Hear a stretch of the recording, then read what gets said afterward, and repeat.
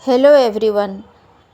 आज का टॉपिक है संसदात्मक शासन के दोष यानी डिमेरिट्स ऑफ पार्लियामेंट्री गवर्नमेंट। संसदात्मक शासन के कई सारे दोषों की चर्चा इस वीडियो के माध्यम से की जाएगी। तो स्टार्ट करते हैं। इस शासन का सबसे पहला दोष है शक्ति पृथक्करण के सिद्धांत का उल्लंघन।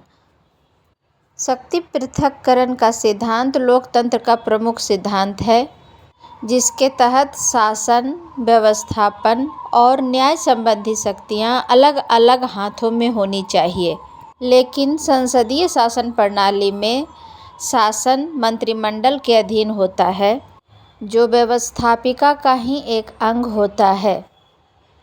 यानी संसदीय शासन प्रणाली में कार्यपालिका व्यवस्थापिका का ही एक अंग है। पार्लियामेंट्री सिस्टम ऑफ गवर्नमेंट का दूसरा दोष है निर्बल शासन। संसदात्मक शासन का प्रमुख दोष यह है कि इसमें शासन की संपूर्ण शक्ति किसी एक व्यक्ति के हाथ में नहीं होती है तथा सुशासन के लिए कोई एक व्यक्ति उत्तरदायी नहीं होता है।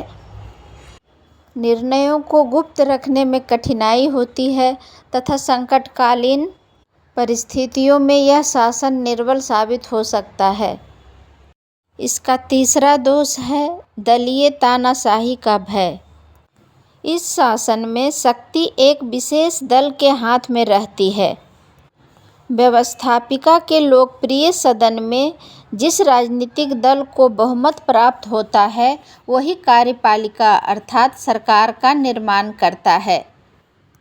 यानी व्यवस्थापिका और कार्यपालिका की शक्ति एक ही राजनीतिक दल के हाथों में होती है।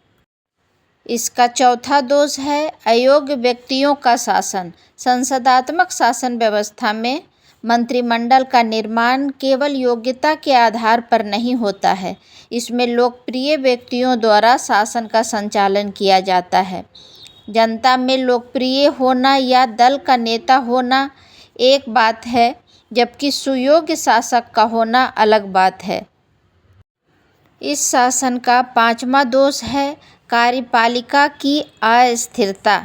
इस शासन प्रणाली का अन्य दोष यह है कि इसके अंतर्गत कार्यपालिका का कार्यकाल व्यवस्थापिका पर निर्भर नहीं होता है। इसका परिणाम यह होता है कि कार्यपालिका उन योजनाओं को पूर्ण रूप से क्रियान्वित नहीं कर पाती, जिसको पूरा करने के लिए अधिक समय की आवश्यकता होती है। इस शासन का छठा दोष है मंत्रिमंडलीय तानाशाही की प्रवृत्ति। इस शासन प्रणाली में शासन संबंधी संपूर्ण शक्ति मंत्रिपरिषद के हाथों में केंद्रित हो जाती है तथा व्यवस्थापिका उसके हाथों की कठपुतली बन जाती है। इसका सातवां दोष है प्रशासनिक कार्य की अक्षमता। संसदीय शासन व्यवस्था में कार्यपालिका तथा व्यवस्थापिका के परस्पर संबंधित होने के कारण मंत्रियों का अधिकांश समय व्यवस्थापिका संबंधी कार्यों में चला जाता है, जिससे मंत्रीगण शासन संबंधी कार्यों पर समुचित ध्यान नहीं दे पाते हैं। इस शासन व्यवस्था का आठवां दोष है दल बदल को प्रोत्साहन। संसदीय शासन का एक अन्य दोष है कि इसमें दल बदल की दूषित प्रथा पाई जाती है। इसमें कभी भी पुराने मंत्रिमंडल को हटाकर नवीन मंत्रिमंडल का गठन किया जा सकता है। ऐसे में ऐसे व्यक्ति जिसे मंत्रिमंडल में स्थान नहीं मिला हो, वो अपना दल को परिवर्तित कर दूसरे दल में चले जाते हैं और अस्थिरता का वातावरण उत्पन्न करते हैं। इस व्यवस्था का नौवां दोष है उग्र राजनीतिक दलबंदी। संसदात्मक शासन प्रणाली में राजनीतिक दल हमेशा सत्ता प्राप्ति के लिए सक्रिय रहते हैं। सत्तारूढ़ और विरोधी दल के बीच हमेशा आरोप प्रत्यारोप का सिलसिला चलता रहता है, जिससे संसदीय व्यवस्था खराब हो जाती है।